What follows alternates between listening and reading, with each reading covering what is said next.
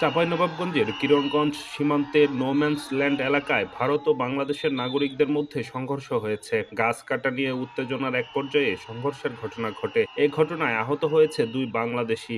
তারা হলেন বিনোদপুর ইউনিয়নের ঘণ্টুলা বিশ্বনাথপুর গ্রামের জিয়ারুল ইসলামের ছেলে রনি ও কারিগঞ্জ গ্রামের সেরাজুল ইসলামের ছেলে ফারুক। শনিবার বেলা ১২টার দিকে উত্তেজনা ও সংঘর্ষ শুরু হয়।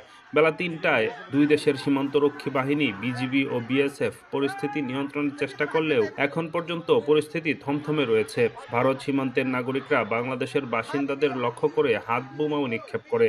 অন্যদিকে বাংলাদেশের সীমান্তবাসীরা লাঠিসোঁটা ও হাঁসুয়া নিয়ে সীমান্তে অবস্থান করছে।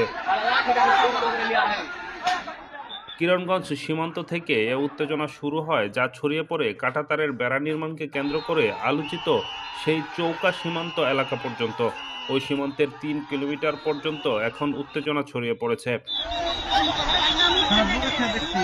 এদিকে ৫৯ বিজিবি ব্যাটালিয়নের উপ অধিনায়ক ইমরুল কায়েস ঘটনাস্থলে অবস্থান করছেন। তিনি পরিস্থিতি নিয়ন্ত্রণের চেষ্টা করছেন। এ ঘটনায় তলব করা হয়েছে অতিরিক্ত ফোর্স। অপরদিকে ভারতীয় সীমান্তেও অতিরিক্ত বিএসএফ এর সদস্য লক্ষ্য করা গেছে।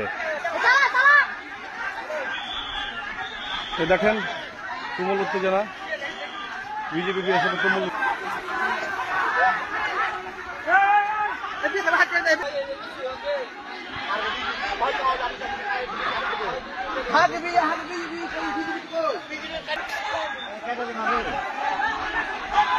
দুটো একটাতে